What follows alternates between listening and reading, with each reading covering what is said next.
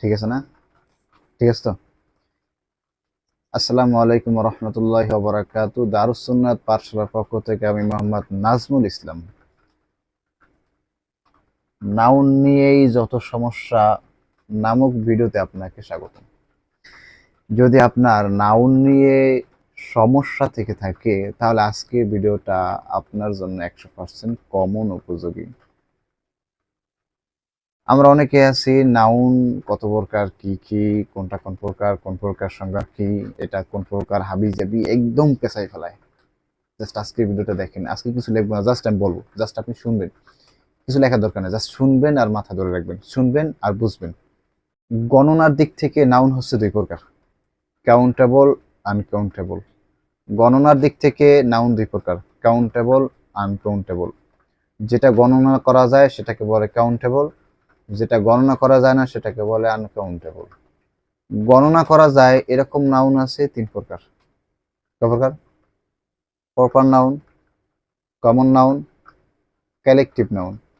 গণনা করা যায় না এরকম নাউন আছে দুই প্রকার, ম্যাটেরিয়াল নাউন, অ্যাবস্ট্রাক্ট নাউন।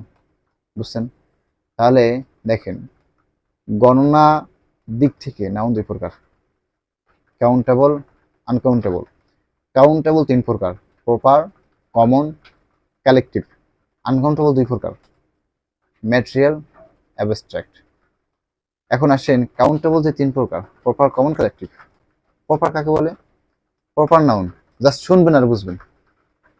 নির্দিষ্ট ব্যক্তি, বস্তু, স্থানের নাম বোঝায়।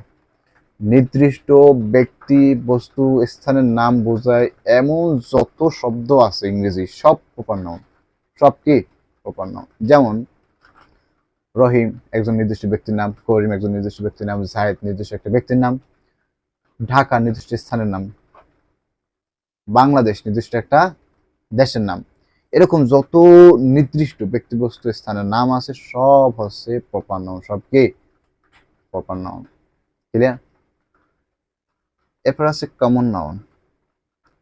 কমন নাউন, আচ্ছা প্রপার নাউনের আরেকটা সিস্টেম বলে দিই। প্রপার নাউন সাধারণত তার প্রথম অক্ষরটা ক্যাপিটাল লেটার হয়, সাধারণত না, সব জায়গায়।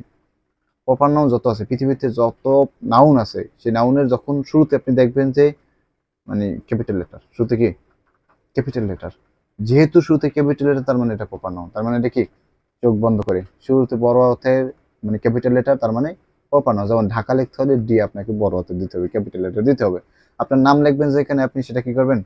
ক্যাপিটাল লেটার দিবেন। যেহেতু ক্যাপিটাল লেটার আসবে সেহেতু প্রপার নাউন।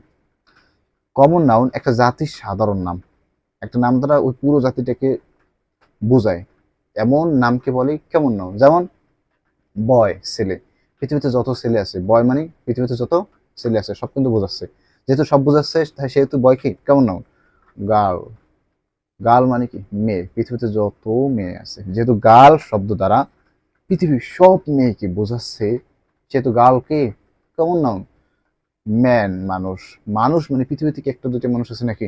সব মানুষকে বোঝাচ্ছে। আমি যদি বলি আই নিড এ ম্যান, আমার একজন মানুষ দরকার, মানে যে কেউ হতে পারে, পৃথিবীতে যত মানুষ আছে যে কেউ হতে পারে, তাই না? তাহলে ম্যান কি? Common noun. অর্থাৎ কমন নাউন এমন নাউনকে বলে যেটা কোনো জাতির সাধারণ একটা নাম, কোনো জাতির সাধারণ একটা নাম, যেমন গার্ল, বয়, ম্যান, ইটিসি, এরকম যা আছে। Proper, common. এবার কালেকটিভ। কালেকটিভ মানে সমষ্টি, এতটুকু মনে রাখবেন। কালেকটিভ মানে সমষ্টি, কমন মানে সাধারণ, প্রপার মানে নির্দিষ্ট। প্রপার মানে নির্দিষ্ট, কমন মানে সাধারণ, কালেকটিভ মানে সমষ্টি। অর্থাৎ সমষ্টিকতা বোঝায়। দেখেন, সহজ বুঝবেন, পেঁচ লাগাবেন না। যেমন আমার ফ্যামিলিতে 5 জন মানুষ আছে। আমি, আমার ভাই, আমার বোন, বাবা, মা, 5 জন। 5 জন মিলে একটা পরিবার। 5 জন মিলে ঠিকই পরিবার। 5 জনের সমষ্টি একটা পরিবার। পরিবার ইংরেজি কি? ফ্যামিলি। পরিবার ইংরেজি কি? ফ্যামিলি। যেহেতু 5 জন মানুষ নিয়ে 5 জনের সমষ্টি একটা ফ্যামিলি, পরিবার, সেহেতু ফ্যামিলি কি হবে? কালেকটিভ নাউন হবে। তারপর আছে কি? ক্লাস। একটা ক্লাসে 20 জন, 30 জন, 10 জন, 15 জন ছাত্র নিয়ে একটা কি? ক্লাস গঠিত। যেহেতু 10, 20, 30, 40 ছাত্রের সমষ্টিতে একটা ক্লাস, তার মানে class collective. Army, police, team, band, etc ইত্যাদি এরকম যা আছে। অর্থাৎ যে শব্দটা, যে নাউনটা আপনাকে সমষ্টিকতা বোঝাবে সেটা হচ্ছে কালেকটিভ নাউন। তাহলে গেল কাউন্টেবল নাউন 3 প্রকার গেল, প্রপার গেল নির্দিষ্ট, কমন গেল সাধারণ, কালেকটিভ গেল সামষ্টিকতা। এবার আসেন আনকাউন্টেবল নাউন 2 প্রকার, একটা আছে ম্যাটেরিয়াল নাউন। এটা একদম সহজ। ম্যাটেরিয়াল নাউন হচ্ছে যেটা গণনা করা যায় না কিন্তু ওজন করতে হয়। গণনা করা যায় না, ওজন করতে হয়। যেমন ওয়াটার, পানি। পানি কি গণনা করা যায়? ওজন করতে হয়। মিল্ক, দুধ। দুধ কি গণনা করা যায়? এটাকে ওজন করতে হয়। গোল্ড, স্বর্ণ, এটা কি গণনা করা যায়? ওজন করতে হয়। রাইস, ভাত গণনা করা যায় না, ওজন করতে হয়। যেহেতু গণনা করা যায় না, ওজন করতে হয়, সেহেতু ম্যাটেরিয়াল নাউন। এবার অ্যাবস্ট্রাক্ট নাউন। অ্যাবস্ট্রাক্ট নাউন দেখা যায় না, ছোঁয়া যায় না, কিন্তু অনুভব করা যায়। দেখা যায় না, ছোঁয়া যায় না, ধরা যায় না, কিন্তু অনুভব করা যায়। যেমন বয়হুড। যেমন কি বয়হুড, বাল্যকাল। বাল্যকালকে আপনি দেখতে পারেন, ছুঁইতে পারেন, কিন্তু অনুভব করতে পারতেছে আমার বাল্যকালটা কত না সুন্দর ছিল। বয়হুড। এরপরে আছে কি অনেস্টি, সততা। সততা কি দেখা যায়? যে লোকটার সততায় আমি মুগ্ধ, অনেস্টি, এটা কি দেখা যায়, ছোঁয়া যায়, ধরা যায়, অনুভব করা যায়? যেহেতু অনুভব করা যায়, যেহেতু ধরা যায় না, ছোঁয়া যায় না, যেহেতু অনুভব করা যায়, জাস্ট ফিলিং, মানে অনুভব করতে পারতেছেন, এমন নাউনগুলো হচ্ছে অ্যাবস্ট্রাক্ট নাউন। এমন নাউনগুলো কি নাউন? Abstract noun. ক্লিয়ার? আশা করি ক্লিয়ার। আরেকবার বলতেছি, নাউন গণনা করার দিক থেকে 2 প্রকার, কাউন্টেবল, আনকাউন্টেবল। কাউন্টেবল 3 প্রকার, প্রপার, কমন, কালেকটিভ। প্রপার হচ্ছে নির্দিষ্ট, কমন হচ্ছে সাধারণ, কালেকটিভ মানে সামষ্টিক।